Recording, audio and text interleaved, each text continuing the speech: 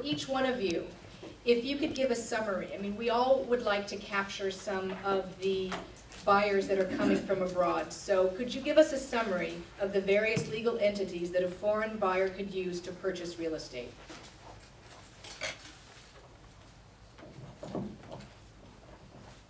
Well, first of all, like foreign buyers could just buy them in their individual name.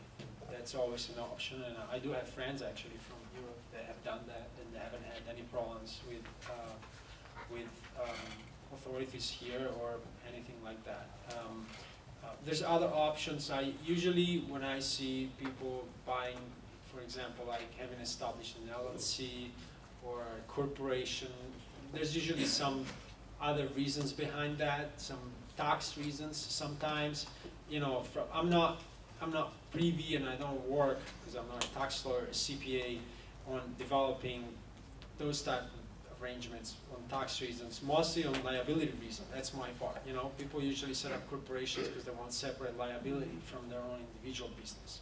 They want to do it because they have money in a company overseas that is buying the shares of the corporation here, and they're putting in their own name.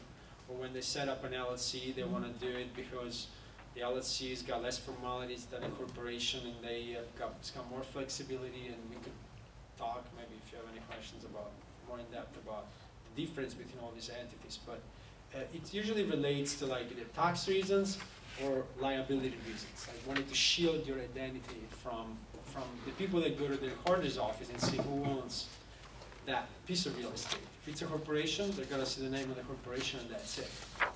Mostly, if they can, unless they do further research, they can find the name of the people that set up the corporation. You can always find that information. But my experience always tax or shielding or liability reasons. Go ahead, Cindy. So a non-resident could invest in U.S. real estate through directly or through a limited liability company or a partnership. That would give them flow-through treatment, and it would give them for now at least, the low rate of tax on capital gains. So that's the pro of doing it that way. The con for owning it directly is liability. And the other con is U.S. estate tax. So if it's a property of a significant value, owning it directly or through an LLC will subject them to U.S. estate tax at the time of death. So typically when we have non-residents who are purchasing valuable property, we advise them, sometimes, it depends, to use a foreign corporation to hold the entity in the United States that they're purchasing the property through. So holding it through a non-resident corporation will get them out of U.S. estate tax because the foreign corporation never dies. They could also hold that U.S. entity or the U.S. property through a foreign trust that is structured so that it beats U.S. estate tax, but it's not going to exempt them from U.S. income tax. The problem with using corporations to own real estate in the United States is double taxation. So you have to weigh the benefits of getting out of U.S. estate tax with the problems of being double taxed on a sale of the property in the United States. We usually use sort of a corporate LLC approach when we have large foreign institutional investors who are buying up a lot of property in the United States. Jared, something you'd like to add? Just really from a narrow perspective of immigration angle, Giacomo mentioned a visa type called E2 visas. That's for people who invest in the U.S. and it's not EB5, but you're actually starting a company. We have a lot of those in Arizona. A lot of Canadians flipping houses, starting a company to buy houses, fix them up and flip them. sometimes they initially purchase the properties under their own names, but when we are involved, we want to move them to an entity so that it will qualify for the E visas, E2 visas. And that is the limited extent that we deal with the properties. And when I have to do that, I call somebody like Giacomo. Hey, I need something fixed, you know. So. Okay, so if you read the flyer, I'm pretty positive that you saw the statistic that this past year, realtors in the US earned $5 billion in commissions from foreign buyers. So I think we can safely assume that there is money to be made, money to be earned here by foreign buyers. So of each of our panelists, just before we get to your questions, what would be the most important takeaway message that you could give to all of us realtors and brokers about dealing with a foreign transaction on any level?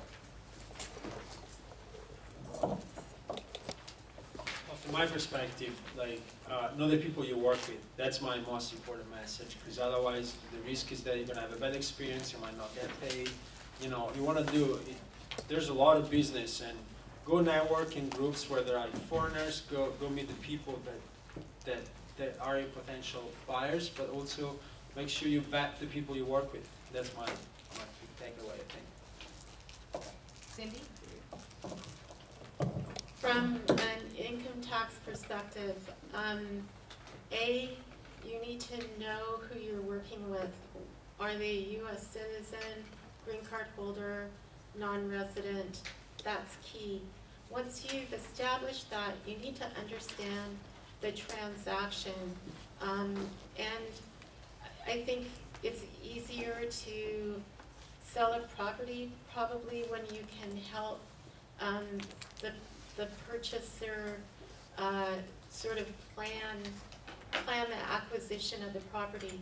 I wrote an article called Wag the Tail, Not the Dog, where I talked about structuring acquisitions of U.S. property for non-residents. And the key is that you need to chart it out in advance. You can't buy the property first and then figure out what to do with it after. You need to get the structure in place first and then buy the property. From my perspective, I like to think that we should do what we do best. Okay, you could tell already that working with international buyers is really a team sport. Okay, for me, I only deal with one narrow aspect, which is immigration. You know, some people may need it, some people don't. Some people only want a visa. Some people have their eyes set on a green card. Okay, and I will advise on that. And I don't advise on tax, I don't advise on corporate transactions, simply because I'm not qualified to do that. And the same to you is, you are good at selling houses. Okay, you know what is a good deal, what is a lemon. Okay, you know what they look for, what is going to be good for a family, or what is good for investment. That is what you do best. Okay, but you have resources. After this, you know, you have one of us to call on if you have a tax question or immigration question. And it's no different from when you are working on a house. You know who the painter to call, who's the landscaper to call to stage a house, who's a good stager with a reasonable price. It really is a team sport from my perspective, and I only control a small aspect of it, and I want to be a resource to my client. When they ask me, well, Jared, I need someone to handle my tax. You know, I need somebody to find a good school, a good house in a good school district. My answer is, well, I don't do that. You know, that is not the right answer. My answer should be, you know what, I don't do that, and I don't want to give you bad advice, but I know who you should contact. Let me make an introduction so that you can be in touch with that person. And that's what I think I would do. Thank you very much. That is Okay, very now, good. when Very you good. are going to be asking your questions, don't forget that global real estate is not only foreign buyers coming in.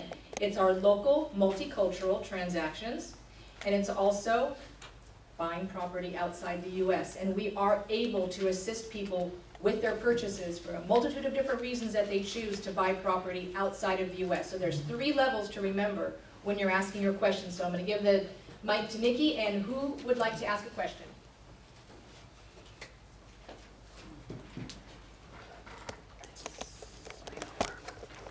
Hi, Chris Davis, the GT Real Estate.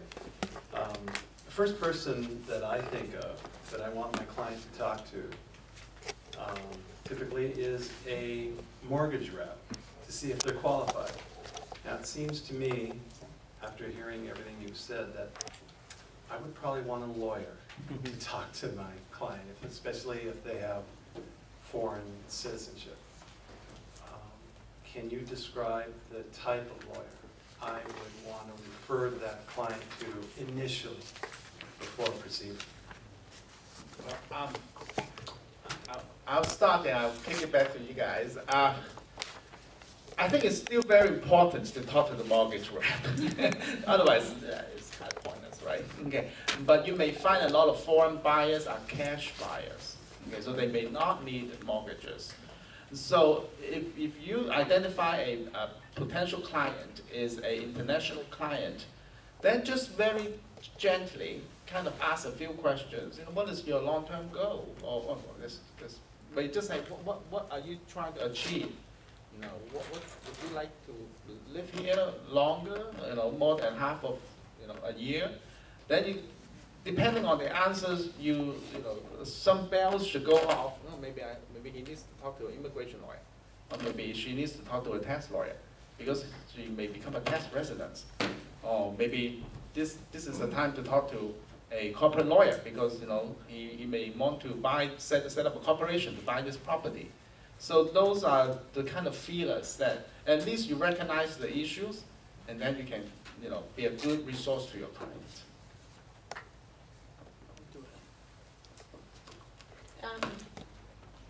I guess, I'd suggest that they speak with an immigration attorney, and also they get good tax advice, good international tax advice. And that could be a tax accountant or a tax attorney. We basically do the same things. I don't practice law.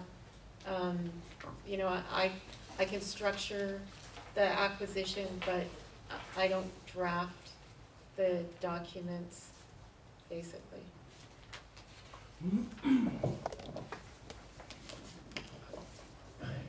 My suggestion to you is that you advise your client to talk to a lawyer that understands their language.